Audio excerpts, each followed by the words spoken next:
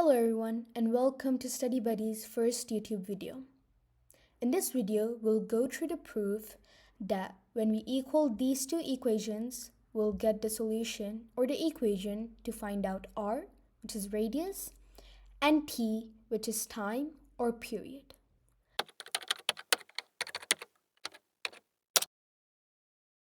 Let's find out r, the radius first. So, basically, these two equations are nothing but the equations to find out orbital velocity for the first one, and the second one is related to centripetal acceleration. Both equations are equal to velocity. That's why we can equal them. Next, let's go through the proof. gme divided by r whole powered to 1 by 2, or half, which is nothing but gravity times mass of Earth divided by r to the power of 1 by 2, or half. This means nothing but that the equation here is square root here. So basically when I have square root, it can be changed into the power of 1 by 2 or kept it as square root. Next, no one wants to deal with square roots, right? So let's cancel them.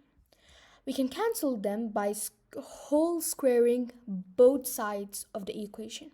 So we'll whole square this side, canceling the square root, and this side, squaring each of the values here. As we can see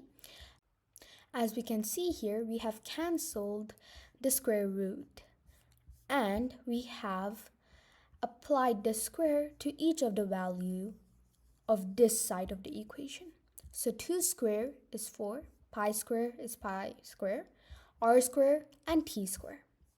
Next, so to find out r, we need to have r on one side and the rest of the equation on the other side. So let's go through that. Let's send r to the other side first. We can either send this r to this side or this r to this side. I chose the second option, which is sending this r to the other side. When I send this r to the other side, it will give us r cube. Done. We're done with having r on one side. Now we need to have the rest of the equation on the other side. So let's send 4 pi squared divided by t squared to the other side. Since 4 pi squared is multiplying here, it's multiplying to r cube, we have to divide it when we send it to the other side. Same goes to t squared, but it's dividing with r cube, so it will multiply when we send it to the other side of the equation. And we can see that applying in the next step. T squared is multiplying, whereas 4 pi squared is dividing. Next. So great, we have r on one side and the rest of the equation on the other side. But r is not alone.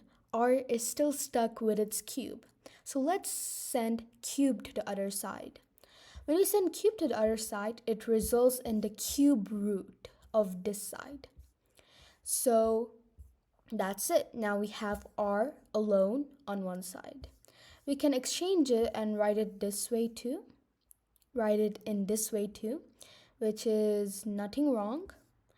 And then we can see that in some textbooks or wherever your resources is, we can find that cube root can be written in the form of 1 divided by 3 whole powered, which is the same thing as cube root.